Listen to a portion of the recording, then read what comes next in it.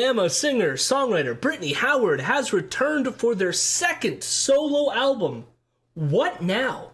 Brittany was the frontwoman of the band Alabama Shakes, whose album Sound and Color was one of my favorites of 2015. You have to listen to the song Don't Wanna Fight. If you haven't listened to it, go back, check out that song. What a phenomenal track. Brittany, however, after the Alabama Shakes went on hiatus, recorded a solo album called Jamie, released in 2019, which was also incredible. You should also check that out. In the interim, however, instead of getting another Alabama Shakes album, Brittany is going solo again with What Now? And to be honest, it doesn't look like the Alabama Shakes will have much of a future after their drummer recently pleaded guilty to domestic violence. But thankfully, Brittany is still putting out some incredible solo albums because they are incredible. Where Jamie continued with some of the old school sounds you can find off an Alabama Shakes album with a touch, just a hint of experimentation. What Now seems to take that hint, that taste of experimentation, and just explode it. We've got exploded experimentation on this album. There are fusions of jazz with psychedelic soul and even electronic dance tracks. The album opens with the song Earth Signs, which sounds huge with jazzy drums and Brittany's voice soaring like they're exploding through clouds. The song feels like you're being sucked into this love, compelled by it, as if you're being dragged ever so slightly into it, like you're on the event horizon of a black hole and like you'll never reach the center, but you're just infinitely like falling into it. You know what I mean? The song even ends with Brittany repeating "It's nearly there" over and over, with the song ending abruptly without the satisfaction of actually getting there. Which, what a start to this album. The song I Don't sounds directly out of Motown. This fits nicely with the lyrics, which pull on this nostalgia, reflecting on a time when we would laugh all night and truly were happy. With Brittany asking if anyone remembers this time and then answering for us, I don't. I love this because it is simultaneously using nostalgia but also rejecting it. I think also using the Motown sound has a political and racial dimension to it, as the Motown sound was shaped during the civil rights movement in the United States. That these beautiful songs were written at a time that wasn't okay, and things still aren't okay. But if you listen to the music of that time period, it could give you this impression that things were wonderful and fine. The Motown sound is very ethereal and dreamy. There's also this element where racists reflect on the 50s being such a great time, with a desire to return to that time period. And this song also can serve as a response to those claims. You may think these times were wonderful, but I don't. On the surface, though, it could just be about life, about relationships, but it feels like so much more on this song. It is just such a simple but brilliant song. After some hypnotic bells, which become a kind of motif throughout the rest of the album, we get this hard transition into this aggressive and funky title track, What Now? This has the same energy as the song I Don't Want to Fight by the Alabama Shakes, with Brittany moving on from her ex, but her ex seems to be still hanging on.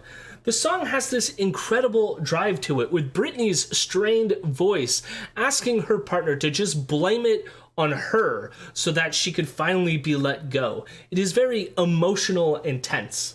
The song Red Flags continues with some more of that Motown vibe, but with these wild experimental vibes to it. The middle of the song has the music completely drop out, with Brittany just singing over top of the drums, and it sounds so good. The song, like the title would suggest, is about ignoring the red flags in a relationship and now finding yourself in a place where you are in love with someone who doesn't treat you right. Even though Brittany is coming to this awareness, she still doesn't want things to end, as they're almost begging their partner to hang on. As I mentioned earlier, the album has these meditative bells that occur throughout, but they're most prevalent on the next song, To Be Still. To Be Still is this stripped down guitar track which eventually transitions into this funky and sexy jam session. For such a short track, it takes you on a wonderful journey. Lyrically, Brittany sings about wanting to love her partner like a plant, in that a plant turns and reaches and strives for the sun. So she wants that kind of relationship. This is then followed by a brief interlude track which features Maya Angelou reading A Brave and Startling Truth, which transitions then into this 80s influenced banger, Another Day. This song is musically insane. Yet it sounds so good. It feels like a more frenetic version of a Peter Gabriel song. I can't quite place it. There's elements too that sonically remind me of an R&B artist called Outre Nouveau. Outre Nouveau? I can't remember, but it sounds musically sort of like some of his R&B songs. The song sees Brittany singing about fighting for peace. She refuses to be tied down. She refuses to fear her neighbor. She is having the time of her life and wants you to join. She even asks us to join her to create peace, to form power. When are we gonna do it, she asks. And yes, when are we gonna do it, Brittany? I'm with you. Let's go! This transitions to the 90s dance banger Prove It To You. Simply, the song is about wanting to prove it to your partner that you love them. I love the almost whistling synth that dances over this heavy dance bass. It's such an infectious and engaging song. Things slow down with the jazzy track Samson, with some amazing saxophone in the mix, as well as some lounge-like organs. The song sees Brittany torn between staying with her partner and being unhappy or breaking up with them and hurting them. There's nothing here that's too complicated, but the extended sax outro just really makes the song. We then get the light and playful funk jam Patience. The song sees Brittany having an argument with themselves, trying to convince herself to slow down and not rush into another relationship, both in terms of not ruining things by running in too strong, but then worrying that you might miss the moment if you wait. But then also, how long before things go bad? So there's also this desire to take your time while it lasts. Brittany even at one point asks, am I overthinking? And yes, you are, Brittany. But it is very relatable. The song ends with this pretty outro with Brittany finally giving in, singing, let's do it, let's fall in love. We then get the rock banger Power to Undo. There is a tension in the song with Brittany singing that her partner has the power to undo everything, but Brittany won't let her, which puts into question whether their partner really does have the power, or whether Brittany really has the power to not let her. In the end, her partner does end it. And Brittany laments, you have the power because I gave it to you. So in the end, Brittany still tries to maintain the upper hand, tries to maintain that she's the one with the power, even when she loses. The music even has this frenetic energy as she struggles with the dissolution of the relationship. The chorus then comes in with Brittany sounding like she's trying to convince herself that she really does have the power, but the melancholic music suggests she's weaker than she's letting on. I also have to highlight the Prince-sounding riff that comes and goes throughout the song, which sounds really cool. Like from the song Kiss. We then get the album closer, Every Color in Blue, which sounds like something off of Radiohead's In Rainbows. But of course with like a Brittany Howard flair to it.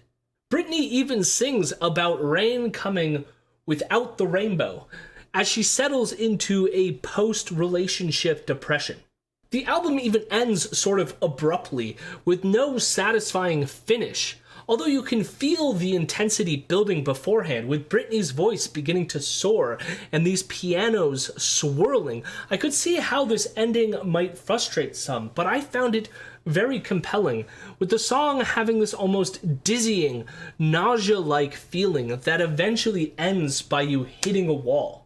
I loved this album. I think my only critique would have been with some of the aspects of cohesiveness, with the songs jumping from various different sounds and vibes. But as I say that, I do appreciate the meditative bells, which serve to add space between the tracks so that the transitions aren't as jarring as they could be. And they are also, I think, there to capture that meditative quality of finding some kind of inner peace among the inner and external turmoil that Brittany is singing about on this album. This album is a 9 out of 10 for me. What a fantastic album.